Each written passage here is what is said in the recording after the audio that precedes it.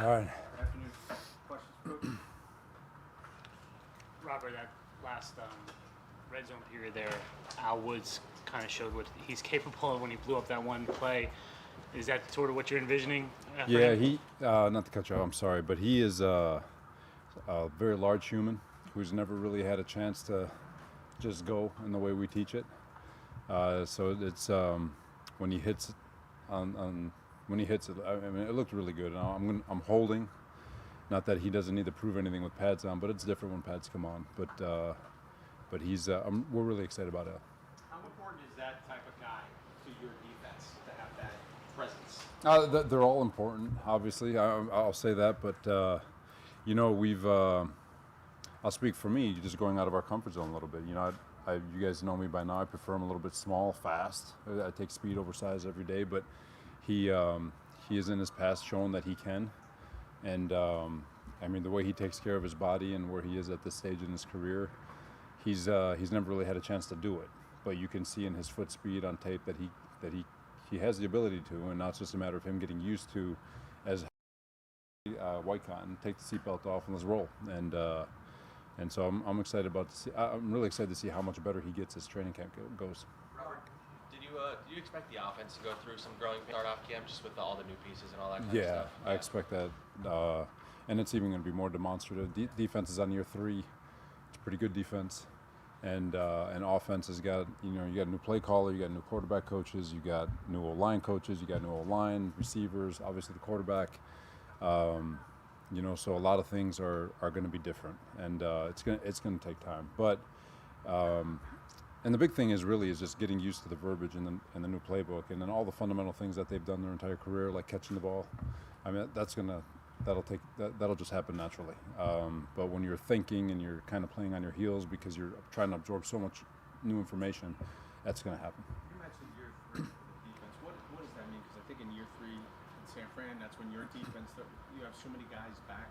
What's that going to mean for your defense? It's even more. You just get even more connected from a coaching staff and a player standpoint, where it's a head nod and they know, or even stronger is players already. You don't need to coach them anymore. Not anymore, but in drive, for example, if you get hit on a drive, they know how to fix it before they ever get to the sideline, or they already know what happened when they get to the sideline. So it's really just making sure we're all on the same page on what needs to get done. But when you're so clued in and you're so tight in and you've had so many reps of doing the same things over and over and over again, you can advance the scheme a little bit more, like we're trying to do in terms of adding a couple of wrinkles. But with them, it's just their knowledge. We talked about Aaron being a quarterback on the field or a coach on the field.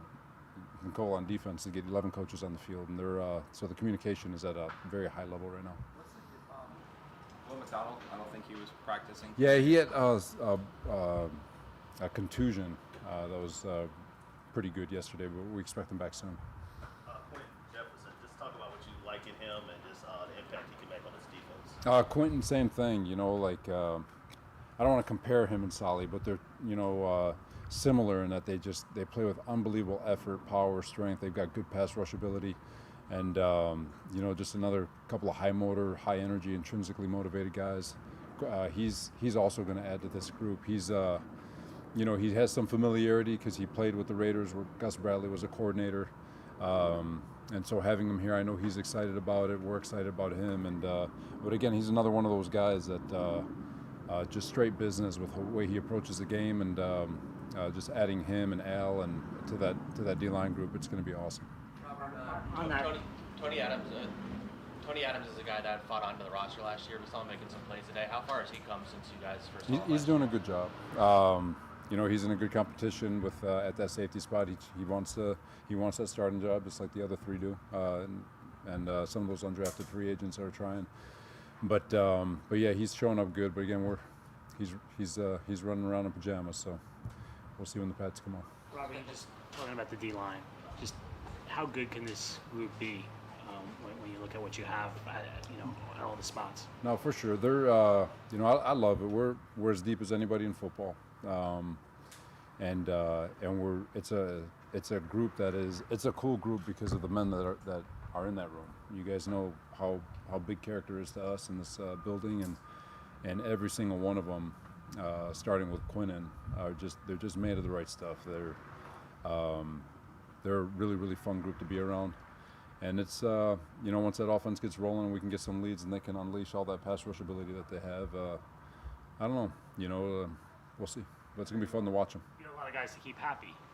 I mean, is that a challenge as a coach, like making sure No, everyone's... I think this is that's what I'm getting at with this group is that I think they genuinely love to see each other have success. And for sure, there's going to be guys who want some of those third down reps and some of those extra opportunities to get play time. But one thing I'll say, and this is where the team comes into play, that if we can get some leads, it's exhausting to rush the passer. And the more reps we get to rush the passer, the more opportunities everyone's going to get. Yeah, Carl obviously re-aggravated that Achilles last year and still was able to play throughout the season. But now that he is fully recovered from that, have you seen, I know the pads aren't on, but have you seen a player that resembles what he did before that practice in Green Bay? Well, we'll see. I do know that just from my experience with Sherm, when he tore his Achilles and he came back, it's a 2-year injury. You know, your first year you're back, but you're not really back. And if there's anybody in football that will come back and put in the work that needs to be done to get himself prepared to play, it's going to be a guy like Carl. And I know Carl's going to be ready. I know he's healthy. He looks explosive. He looks powerful. Once we get the pads on, I'll be able to tell you more, especially when we have those inter-squad scrimmages with Tampa and Carolina. In the last couple of days, he's made some indications that this is not a one-year thing for him. He plans to play a couple of years. Has he made that commitment to you guys, and how important would that be for you guys? I don't think he needs to. I don't even want to back him to a corner and make him commit to something like that. I just want him to have fun and know that when he walks in this building to let loose, have a little bit of fun, BS with the guys, come in the office, come talk to us, and just enjoy playing football. And odds are, if you enjoy playing football, you're going to want to keep doing it. And but yeah, I wouldn't put pressure on him to commit to something like that anyway. But I'd be shocked if he doesn't play multiple years. I mean, he looks like a little kid out there. The helicopter You just said Rodgers playing for the next 10 years? Is that what I heard? You were Charlie Brown's God teacher. willing. God willing. When do the pads come on? They come on Tuesday. How much do you have to adjust the schedule for training camp with the early report date in that extra game? We're plugging some stuff to make it kind of not feel like it's a whole season. I know it's just 1 week, but that week is going to feel like forever, especially when we get into the middle of August. So we've implemented some team activities to try to break it up and just make sure that we're taking care of the guys. And it's a good thing for the young guys because they're going to get an extra look in a game setting. Especially that Hall of Fame game where probably not going to play any of our starters and let all those young guys roll. So a really good opportunity for them. But yeah, we're going to break it up with some team activities. Take a couple more. Robert Saleh obviously played at such a high level last year. How do you judge? How do you measure his success in his growth this year? I'm not a stat guy because you don't want to put stats on anything. It's I'm sorry for the cliche answer, but he just needs to go be Sauce.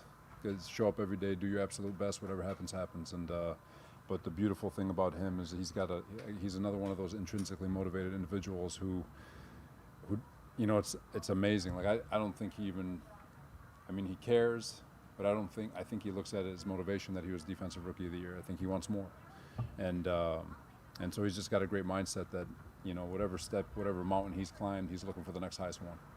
And if he goes out and just does the best he can, it'll be good enough. How special was it that Sauce and Garrett, what they were able to do together, for the same team? Yeah, for sure. I think it was the third time in NFL history, so obviously credit to Joe and his staff, and with all the studying and all the work that we were able to put in on those two, and then to LaFleur in the offense, and from last year with Garrett, and then obviously the defensive staff with Sauce. It's an organizational thing. I think the entire organization should be proud, and they should be proud of it themselves. They put in a lot of work, but it's a great reward. It was a great honor for them, and it's a really cool thing for us. But when the ball kicks off on September 11th, no one's going to care anymore. So we gotta keep it rolling. I know you guys scouted him, you evaluated him, but once you actually got him in the building and you saw him on the field and you saw what he was able to do last year, what surprised you? What didn't you know that he could do that, or something he was better at than maybe you didn't expect? I think for me, it's just how athletic and how good in transition he is for such a big, long, lanky guy. Usually you struggle a little bit coming out of transition, but we knew the mindset, we knew all that, and I'm going to bring DJ into the fold on this one because him and DJ complement each other so well. Because I don't think I've ever seen anybody strain. I mean, I have, but like at corner especially, the amount of strain they put into every single play.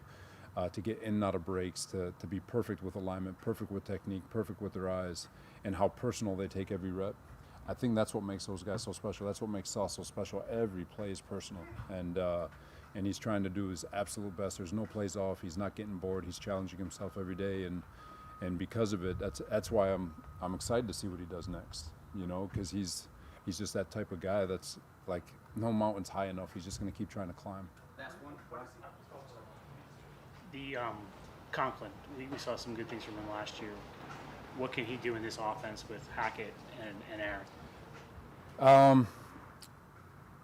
This offense has been really good to tight ends, in terms of what Hackett did in Jacksonville with Big Mercedes, and then when they go to Green Bay with Tanyan and all that. And, Conk has tremendous athleticism. He's got so much grit in the run game. And, for them, it's just getting on the same page as quickly as possible. And knock on wood, man, that tight end group it's going to be a fun group. CJ Uzama's, he'll be back soon, but you can count on him and Conk, and Ruckert's been doing a nice job. But Conklin is somebody that I think could really blossom in this offense. It's just a matter of him getting reps with Aaron, getting reps with the offense, and seeing where it goes.